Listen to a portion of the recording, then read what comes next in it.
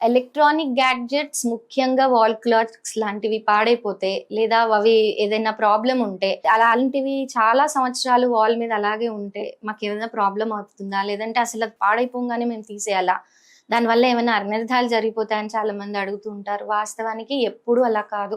మీరు ముఖ్యంగా గుర్తుపెట్టుకోవాల్సిన విషయం ఏంటంటే, ఏ ఎనర్జీ అయినా సరే నిమిషాల మీద డెవలప్ అవ్వదు, మనకి ప్రాబ్లం క్రియేట్ అవ్వదు.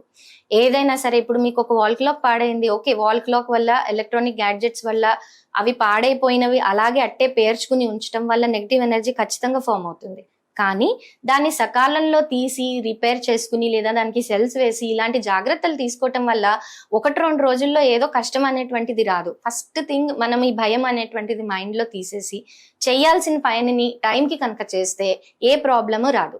ఎలక్ట్రానిక్ గ్యాడ్జెట్స్ కావచ్చు, క్యాలెండర్స్ కావచ్చు, వాటి టైం అయిపోయినప్పుడు, పాడైపోయినప్పుడు, లేదంటే అవి పనిచేయట్లేదు అన్నప్పుడు దాని రీప్లేస్మెంట్కో లేదంటే దాన్ని బాగు చేయడానికో ప్రయత్నం చేయండి. అలా చేయటం వల్ల అన్ని సెట్ అవుతాయే తప్ప ఒక్కసారిగా ఓవర్ నైట్ గా మనకి ఏదో ప్రాబ్లం వచ్చేస్తుంది అని ఎప్పుడూ అనుకోకండి.